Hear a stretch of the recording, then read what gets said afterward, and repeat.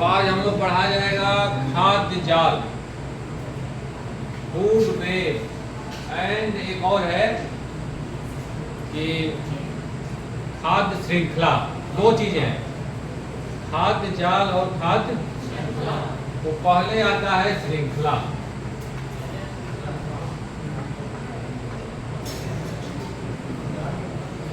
और उसके बाद आता है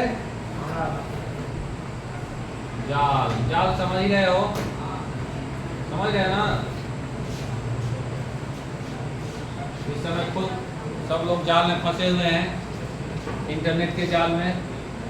वही जाल यहाँ पढ़ना है कि हम लोगों के आसपास जो जीव हैं वो भी एक दूसरे पे निर्भरता का जाल बनाते हैं। एक दूसरे पे कैसे निर्भर हैं और उनके समूह को क्या कहते हैं, और एक समूह से दूसरे समूह में कितनी एनर्जी ट्रांसफ़र होती है, कौन उपभोक्ता है, कौन प्रोड्यूसर है, यही सब 3-4 चीज़ों के बारे में हम लोग जानना है। और ऊपर जो टर्शियरी हम लोगों की स्थिति कहाँ है, ऊपर जो पाए जाते हैं जंत, उनकी संख्या कम क्यों होती है। अब जब कम होती है तो कुछ सबस्टांस का एक्युमुलेशन है, यही सब कुछ क्रिटिकलियाँ हैं जिसको जानेंगे। तो सबसे पहले हम लोग जानते हैं खाद्य श्रृंखला। तो हम लोगों के चारों ओर जो देखते हैं कि अर्थ पे एनर्जी का सोर्स क्या है, ultimate source sunlight. Ultimate source है सनलाइट, क्योंकि जैसे लिखा गया है खाद्य जाल, तो खाने से संबंधित जितने चीज़ें हैं, तो खाना कौन बनाता है पृथ्वी पे? कौन बनाता है? पेड़ पौधे ही बनाते हैं, जंतु तो बना नहीं पाते। तो कैसे बनाते हैं? सूर्य के प्रकाश से। और जितनी लाइट अर्थ पे अवेलेबल है, अर्थ पे बहुत ज़्यादा लाइट है ना, अब सन से जितना प्रकाश वहाँ चल रहा है, और पृथ्वी से बहुत दूर सन है कि नहीं, तो यहाँ तक आने में केवल 10% ही लाइट पहुँचती है और सब स्पेस में बिखर जाती है। अब जितनी लाइट पहुँची उसका 1%, कितना? 1% ही पौधे क्या करते हैं? उसको यूज करते हैं। जितनी लाइट अर्थ पे अवेलेबल है उसका 1%, और 1% से ही पूरी अर्थ की एनर्जी का जो साइकिल है, फूड की साइकिल मतलब एनर्जी की साइकिल, फूड किसी जंतु में लेने की क्षमता और पौधों में बनाने की क्षमता। फूड डायरेक्टली रिलेटेड है किससे? एनर्जी से, क्योंकि हम लोग फूड लेते हैं, उसका टारगेट यही है कि हम लोग एनर्जी की ज़रूरत है, बिना उसके रह नहीं पाएंगे। तो सबसे पहले हम लोग जान लेते हैं कि जो 1% एनर्जी यहाँ पे आई, उसका उपयोग किए। तो जो पौधों का ग्रुप है जिसे कहते हैं ग्रीन प्लांट, अगर वो फूड वेब में उसका नॉमिनेशन किया जाए तो वो है, क्या है?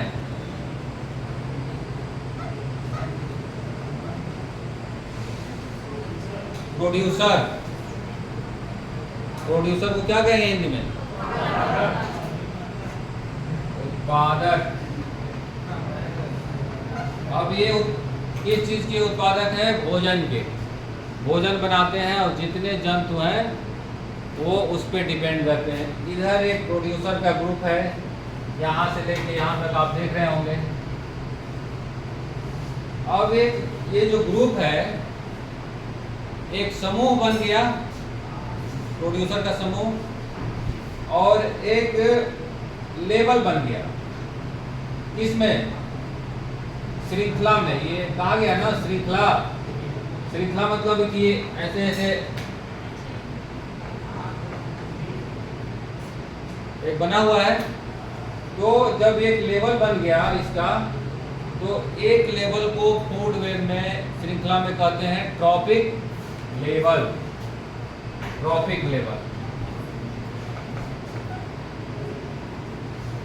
तो पौधे एक ट्रॉपिक लेवल का निर्माण करते हैं। उसके बाद जो ऊपर हैं, पौधे के ऊपर जो ऐसे जंतु जो हर्बीवोर हैं, बहुत सारे जंतु हैं जो केवल पौधे पे डिपेंड हैं, ऐसा है ना, बहुत सारे जंतु हैं जो पौधे पे डिपेंड, तो जिसे कहते हैं, क्या कहते हैं हर्बीवोर को हिंदी में क्या कहेंगे? शाकाहारी। बहुत ऐसे जंतु हैं जो शाकाहारी है ना, वो तो वो क्या कहलाएंगे? जैसे ये पौधे प्रोड्यूसर है ना, खाना बना रहे हैं, और जो शाकाहारी है पौधे पे डिपेंड है, पौधों से भोजन ले रहे हैं, तो इन्हें कहते हैं कंज्यूमर।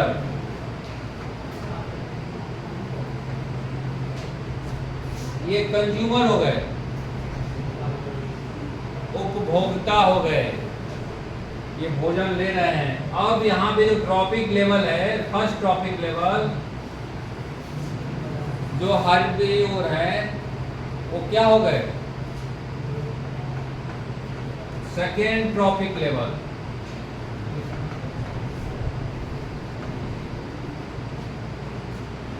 अब जो कंज्यूमर है वो प्राइमरी कंज्यूमर हो गया, ठीक है, प्राइमरी कंज्यूमर। तो ऐसे लेवल बने हुए हैं, और लेवल जब बनता है यहाँ से प्रोड्यूसर से लेके प्राइमरी से लेके सेकेंडरी से लेके टर्शियरी। कभी कभी ऐसा होता है कि फोर्थ कंज्यूमर तक फॉर्म होता है किसी भी फूड चेन में, नहीं तो टर्शियरी तक फूड चेन खत्म हो जाती है। तो इधर उत्पादक और उपभोक्ता होते हैं, और इधर है ट्रॉपिक लेवल। अब ऐसा पूछा जाए कि मान लो कि एक हर्बीवोर हो गया, हर्बीवोर, और उसके बाद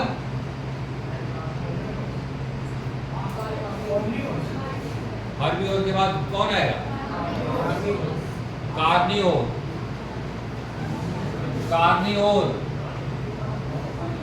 मांसाहारी, और मांसाहारी के ऊपर ओमनिवोर, सर्वाहारी, तो वो टर्शियरी में आएंगे, थर्ड ट्रॉपिक लेवल में आएंगे। समझ रहे हो? अब देखो, ये तो हो गया लेवल और प्रोड्यूसर और उपभोक्ता। अब जो एनर्जी ट्रांसफर है, यहां से सनलाइट 1% आ रही है, आ रही ना, पौधे 1% से बहुत ज्यादा फूड बना दे रहे हैं, लेकिन किसी भी जीव की जितना फूड बनता है और उस बनाने में जितना प्रोसेस लगता है, उतना वो अपने शरीर में स्टोर नहीं कर पाता, पौधे भी नहीं कर पाते। तो जो नेक्स्ट हर्बीवोर है उसका बहुत कम ही अवेलेबल जाता है, क्योंकि इन्वायरमेंट में रहने के लिए भी आपको एनर्जी एक्सपेंड करना पड़ेगा। पौधे हो या जंतु हो, अपने आसपास रहने के लिए भी तो एनर्जी लगेगी, है कि हम लोग जितना खाते हैं उतना एनर्जी सब कुछ मेंटेन रहता है, ऐसा रहता है? नहीं रहता। डाइजेशन में भी एनर्जी लगती है, हम लोगों को शरीर को मेंटेन रखने में भी एनर्जी लगती है। इस समय बहुत गर्मी है, तो शरीर का टेम्परेचर है 37 डिग्री, वो हमेशा कांस्टेंट रहता है, उसको 37 डिग्री कांस्टेंट रखने के लिए भी एनर्जी लग रही है। फिर से ग्रोथ में भी एनर्जी लग रही है, रिपेयर में भी एनर्जी लग रही है। तो इस तरह से आप सभी जंतुओं को देखेंगे तो कुछ न कुछ एनर्जी उसके मेंटेनेंस और सस्टेनेबल किसी भी इन्वायरमेंट में रहने के लिए एनर्जी खर्च हो जाती है। और कितनी एनर्जी स्टोर होती है किसी भी जंतु में जो नेक्स्ट लेवल में वो ट्रांसफ़र करता है। तो मान लो कोई पौधा है और उसको 100% एनर्जी है, पौधों 1% से वो 100% एनर्जी बनाया, तो उसका दूसरे जंतु को कितने % एनर्जी मिलेगा? 10%। द्विवेदी बहुत तेज बताती है, कहीं पढ़े हुए हैं। एक ट्रॉपिक लेवल से दूसरे ट्रॉपिक लेवल में एनर्जी जाने में कितना लगेगा? 10% ही एनर्जी ट्रांसफर होती है। उसी तरह एनर्जी फिर पहले ट्रॉपिक लेवल से तीसरे ट्रॉपिक लेवल में 10% ही जाती है। या किसी जंतु, मान लो वो कार्निवोर है, तो हिरन को अपना भोजन पकड़ा, तो उसमें से जो हिरन के बॉडी में स्टोर है वो 10% ही स्टोर है। अगर हिरन दौड़ने में, वहाँ जंगल में रहने में भी 90% एनर्जी उसकी खर्च हो गई, 10% ही उसकी बॉडी में स्टोर है, और वही 10% ही टाइगर को मिला, उसी से वो काम चला रहा है। तो ये एक एनर्जी ट्रांसफ़र है एक ट्रॉपिक लेवल से दूसरे ट्रॉपिक लेवल में। और इसको एक लिंडेमान, एक साइंटिस्ट थे, उन्होंने 10% का रूल दिया, और उन्हीं के रूल से ये फेमस है कि 10% का रूल क्या है। तो एक ट्रॉपिक लेवल से दूसरे ट्रॉपिक लेवल में जंतुओं या पौधों के बीच में जितनी एनर्जी स्टोर रहती है, या जितनी एनर्जी के लेवल पे वो रहते हैं, उसका 10% ही ट्रांसफ़र होता है। ठीक है, ये तो हो गया ट्रॉपिक लेवल और उत्पादक, उपभोक्ता और एनर्जी का ट्रांसफ़र। ठीक है, अब आगे हम लोग देखते हैं कि आगे क्या बचता है। और ये श्रृंखला हो गई। ठीक है, अब हम लोगों को पढ़ना है खाद्य जाल। तो कोई भी श्रृंखला देखोगे तो ये श्रृंखला जो है कैसे बंद हुई,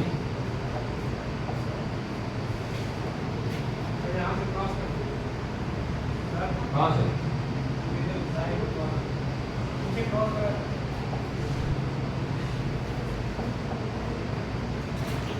ठीक, ये पहले ही बात है।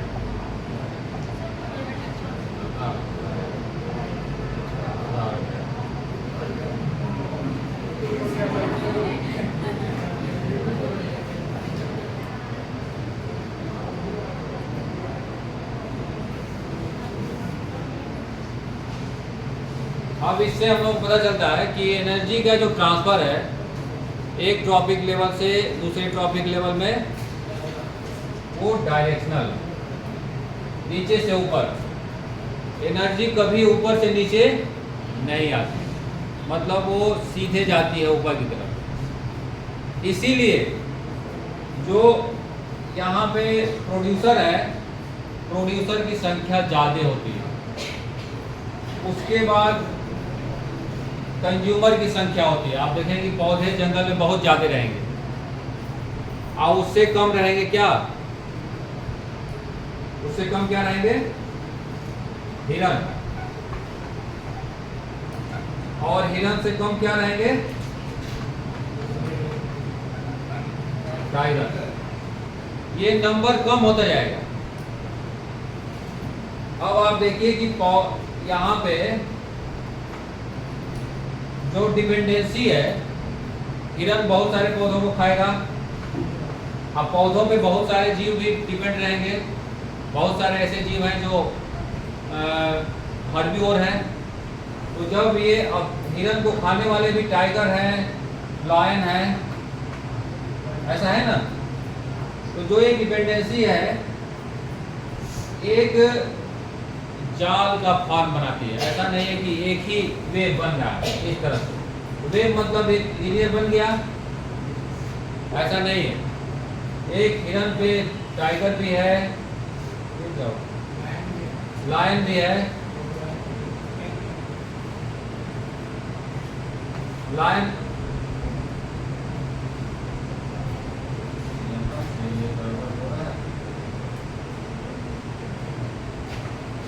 लायन भी है और टाइगर, और ये हो गया डियर। तो इस पे, और इसके बाद मान लो कि कोई प्लांट है।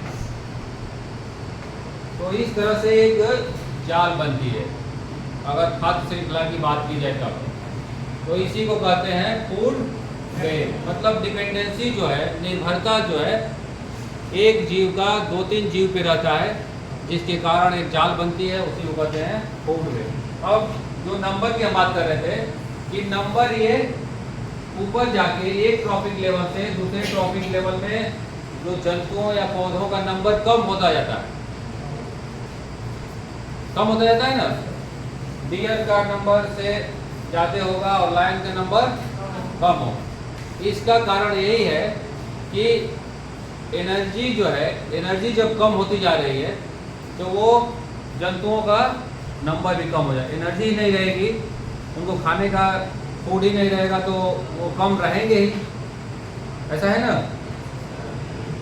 पौधों पे जब 10% एनर्जी ट्रांसफर हो रही है,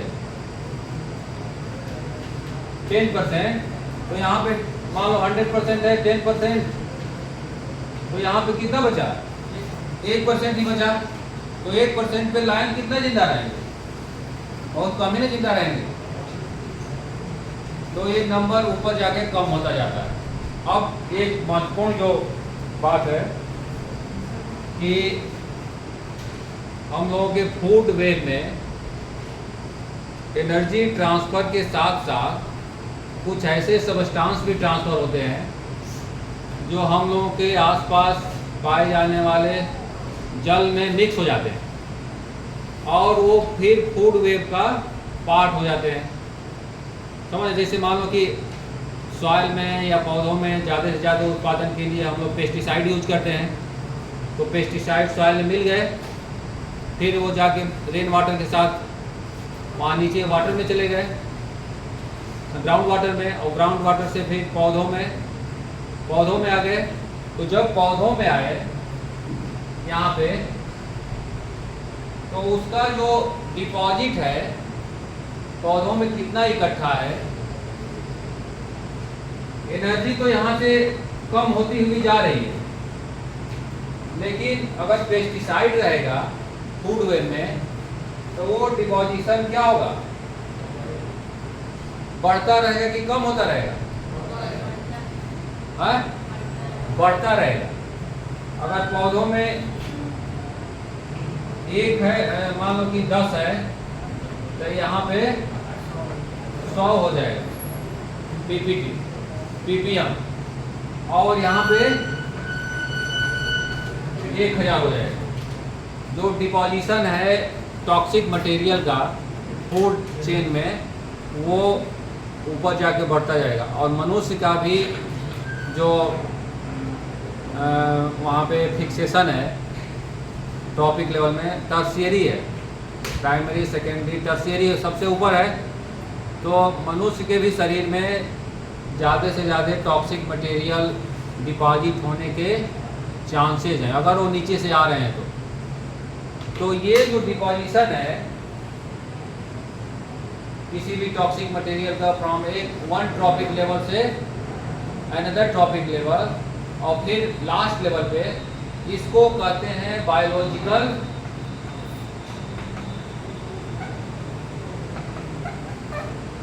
मैग्निफिकेशन। मैग्निफिकेशन मतलब होता है कि मैग्नीफाई, एम्पलीफायर जैसे है किसी चीज़ को बढ़ता हुआ। तो ये सबस्टांस का एक ट्रॉपिक लेवल से दूसरे ट्रॉपिक लेवल में बढ़ने को कहते हैं बायोलॉजिकल मैग्निफिकेशन। ये आपके फूड चेन में बहुत इजीली पाया जाता है। आप सोच सकते हैं कि हमारे आसपास कितनी लार्ज स्केल पे पेस्टिसाइड यूज हो रहा है, और वो ऐसी पेस्टिसाइड किताब में ऐसे लिखा हुआ है कि वो पेस्टिसाइड ऐसी है कि वो धोने से, जैसे सब्जी मान लो कि पेस्टिसाइड यूज हुआ है, आप कभी खेत में जाके देखिए जहाँ पे सब्जियाँ उगाई जा रही हैं, लार्ज स्केल पे पेस्टिसाइड यूज हो रही है। अगर उसका एक भी पार्ट उसमें लगा रह गया तो वो फूड चेन में जाने की संभावना बढ़ जाती है, और लास्ट स्टेज पे ऊपर जो है जहाँ पे मैन है, यहाँ पे इसका डिपॉजिट ज़्यादा होने की संभावना है, और एक बार वो शरीर में चला जाता है तो फिर बाहर नहीं निकलता। समझ रहे हो? तो इसको कहते हैं बायोलॉजिकल मैग्निफिकेशन। ये फूड चेन और फूड वेब खत्म।